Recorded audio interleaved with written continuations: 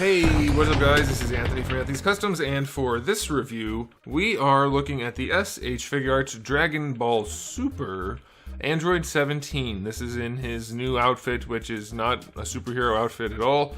And I know a lot of people really like this, some people don't. We'll talk about that in a minute. Not going to judge the figure based on the character design, just going to judge the figure based on if it's a good figure or not. And it does do some things really well. There are some really nice things on this figure that we don't see very often anymore from Bandai. But there are some new things on this figure that we don't see very often in a bad way, which is super disappointing. So let's go ahead and get him off the stand and take a closer look. And this guy stands just about 5 3/8 inches, which makes him pretty close to, let's say, 13.5 centimeters, just over that. And before getting to the rest of it, we're going to do a question of the day right away. I already hinted at it. Do you like the new look for Android 17? For me, it's like strange. Why did they do that? I liked his old look. This looks like it's just some guy wearing clothes, which it is. It's very strange that they didn't give him some kind of new outfit in some kind of plot holy type way. But hey, it is what it is. So you guys let me know how you feel about that. Alright, let's talk about the aesthetics. First thing I want to point out, they did shading on the jeans. The shading on the jeans, I like it a whole lot. It's so subtle. It's just like a grayish white, like a grayish white would just be gray, I guess, lighter gray. There's a light gray shading going down the front of the jeans, not on the knees, but I'll give it to them. But down on the thighs and on the shins, there's a little bit of shading on there, and it really brings the figure to life. I love that.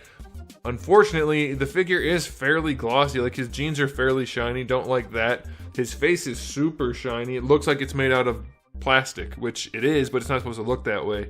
It doesn't have that softer PVC look that we usually see on the figures. And also, his skin tone is terrible. Don't like the skin tone at all. It's very olive colored. Don't like that. I do like that there is some paintwork on here. The lettering is super clean in both places. The paintwork on the face is clean, but the color is off. And then, like I said, it's got some other issues. One of those issues is the way they added the lettering on here, right at the bottom of the seam. It looks like it's cut off. It's not, but it shouldn't be there. It should be at least a little bit away from the edge of the joint. That just doesn't look right. It looks like it's not supposed to be there. It looks like it was misprinted, but it's not. That's how it was intended to be. The joint should be a little bit lower, or the printing should be a little bit higher, but putting it right along that edge makes it look pretty weird. The detail paintwork down here is good. I like that. And that's about it for the aesthetic. There's not a whole lot going on. The only shading we have is right here. Up here, I want to talk about the shoulders, but I'll wait for the articulation section. But yeah, it's very plasticky looking again. And this was, I believe, again, let me look at the package. Yeah, this was another one of the exclusives that cost more. And other than the shading right here, it's unimpressive. It's not... Why are they so plasticky looking these days? And then again, we're going to talk about some things on this figure that really hold it back. And it's concerning because it's new things that Bandai didn't used to do. And they're doing it now, and it's worrisome because I don't want my premium figures, especially the premium figures, the ones that cost more, to have these problems. So there's a lot going on here that's good, and it does look good overall. Like, you're going to be able to pose it, and it's going to look like the character, but it is plasticky looking, especially with the weird skin tone. And then just the weird choices, like for the lettering on the chest and stuff like that. It's not great. So aesthetically speaking, it's only going to get a 7 out of 10. If we were going to get shading throughout and like a really nice looking painted figure, no problem at all. But it went downhill fast after I saw that shading on the pants. Bummer. Okay, let's talk about the accessories. We do have the normal head hair and then the windswept, or whatever you want to call it, action pose head hair, which is really cool. You just swap the whole head out. I like that. We have 4 faces. The neutral face that comes on him in the package. One with a little bit of a smirk, one where he's angry, and then one where he's yelling. And those are all done pretty well. I like that. The mouth is not glossy on this guy, the open mouth, which is funny because I believe on his sister, yeah, her open mouth is glossy. That's weird. And then Bulma or Dodoria's wasn't either. I want consistency in my line of figures. Okay, on to the hands. We have the 2 fist hands that come out in the package, and then a whole slew of pose hands, and then some hands for the effect part. So plenty of hands there. That should be good enough. We do get the punchy effect part, which I really like, a nice transparent green, and then the silver on the front, which looks pretty good. And then we do get his little fireball thingy. I don't really remember how he used this or anything. I'm guessing it's just a fireball. But the yellow with the silver looks pretty weird. Why is it yellow and silver? Is that just the way they're trying to make things look like they're glowing now? White would have made sense. Silver, very strange. Unless there's like a specific reason I just don't remember. That's fine. You guys can let me know in the comment section below. But the yellow and silver does not look good. It works okay on the green, but I still think white is the way to go, unless it's supposed to be silver for some reason. So accessory wise, it's fine. 7 out of 10. It would be better, but that yellow ball looks really rough. So don't care for that. And then the faces are the wrong color, so again, that's a problem, but they are painted well. So 7's fair. Okay, let's talk about the articulation. Unfortunately, we are taking steps backward again, because we are once again using the ball hinge ball peg combo for the upper head, which is a pain in the ass, especially with hair that sits down so far around the neck. You really have a difficult time getting this to rotate to use it properly. The neck is on a ball peg though, but having that on there makes it a lot harder to pose the head than it needs to be. Like, you have to just kind of keep wiggling it around until you get it to the pose you want, which is doable, obviously, but it just doesn't need to exist. It doesn't need to be there. For the shoulders, we have a butterfly joint, which serves virtually no purpose. It's not ugly, but it doesn't really help. Like, bringing the arm around, that's it. That's the distance going forward we get, which is almost none. So, why? Very strange.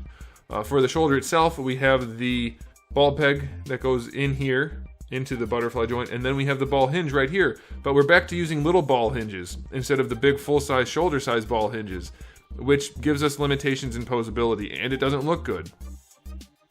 They tried this once or twice, it didn't work, and then they went back to using the good types of shoulders, and now we're back to using the bad ones. It's functional enough going out to the side, but you have to finagle it to get it to work, and it doesn't look as good. If you just make the whole shoulder the ball hinge, build it into the sculpt, it looks better and works better. It might even help the butterfly joint. So that's a weird choice. It does get mostly all the range you want, but it's not as good as it should be. We do get a bicep swivel on either side, which they had to build in. On this side, it's really well hidden. On this side, it's fine. Like, I don't mind bicep swivels at all, but it would look better if it was just one shoulder joint rather than the shoulder inside the cap with a bicep swivel underneath that. It's extra pieces that you don't need. It's not the bicep swivel's fault, it's the shoulder's fault. For the elbow, you get really good range. I like it. It doesn't look bad, so that is fine. No problem there. And then for the wrist, you get your ball hinge, which should be fine. For the torso, let's see. Doesn't feel like we have a hinge in there.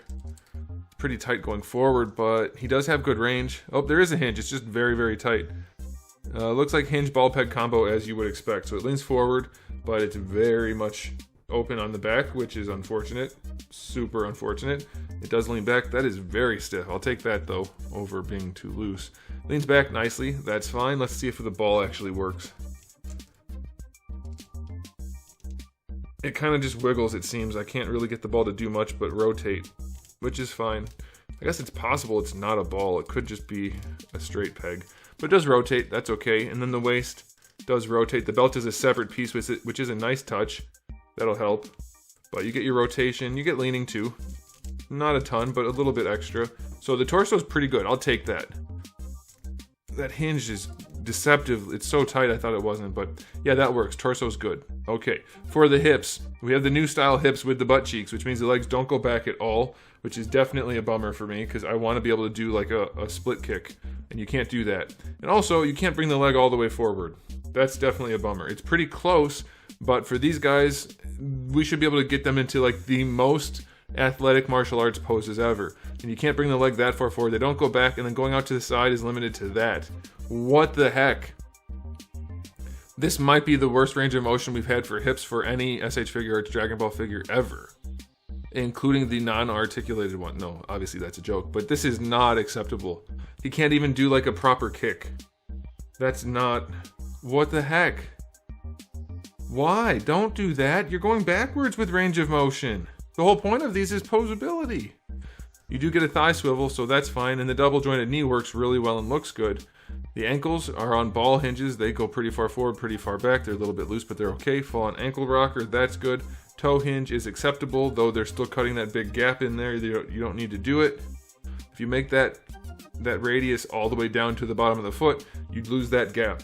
So don't do that. That's not good. Hips are terrible. What the heck? Shoulders are weird, hips are terrible. Neck's not as good as it could be. Torso ended up being pretty good. Everything else is okay. So articulation on this guy gets a 7 out of 10. Why? There's no reason this guy should be limited in posability. He's so skinny. No baggy clothes, no weird things. It's just basically a blank body, essentially. And we have weird articulation problems for no reason at all, it seems. So I don't get that, and I don't like that, especially at a premium price.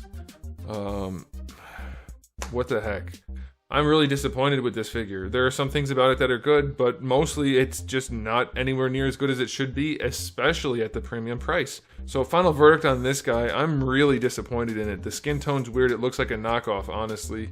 The accessories are a little bit weird with that silver paint. The articulation is limited. Overall rating 6 out of 10. For the price point, not acceptable, not good, not enough anything for an SH Figuarts Dragon Ball figure. Very disappointing. Let me know how you guys feel about it in the comment section below. I'll be happy to talk to you about it. But there it is. Thanks for watching. If you enjoyed the video, please do give it a thumbs up. If you didn't, give it a thumbs down. And if you haven't subscribed, you might want to. I have new videos almost every single day and thousands already on the channel. So make sure you come back for all of that. In the meantime, keep collecting.